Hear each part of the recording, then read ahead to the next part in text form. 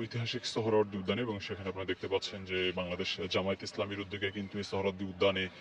পরিষ্কার অভিযান সেটি পরিচালিত হচ্ছে এবং ঠিক গত একদিন আগেই কিন্তু এই সোহরাওয়ার্দী উদ্যানে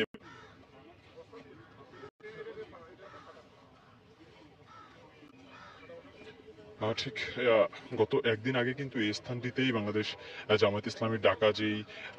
জাতীয় সমাবেশ সেই জাতীয় সমাবেশ অনুষ্ঠিত হয়েছিল এবং এই ময়দানেই কিন্তু প্রায়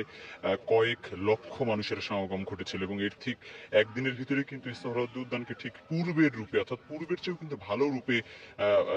এনে দিয়েছে বাংলাদেশ জামায়াত ইসলামী। তাদের স্বেচ্ছাসেবীরা কিন্তু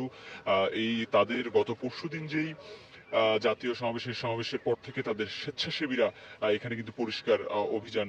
শুরু করে এবং আজকে কিন্তু মোটামুটি তাদের পরিষ্কার অভিযান ইতিমধ্যেই শেষের পথে। দেখতে পাচ্ছেন যে তাদের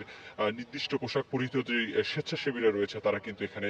সোহরাওয়ার্দী উদ্যান ময়দানের ভিতরে চারপাশে সকল ধরনের ময়লা আবর্জনা সেটি কিন্তু তারা সরিয়ে আসলে নির্দিষ্ট ডাস্টবিনে ফেলে কিন্তু আগুন দিয়ে সেই ময়লা আবর্জনা ধ্বংস করছে।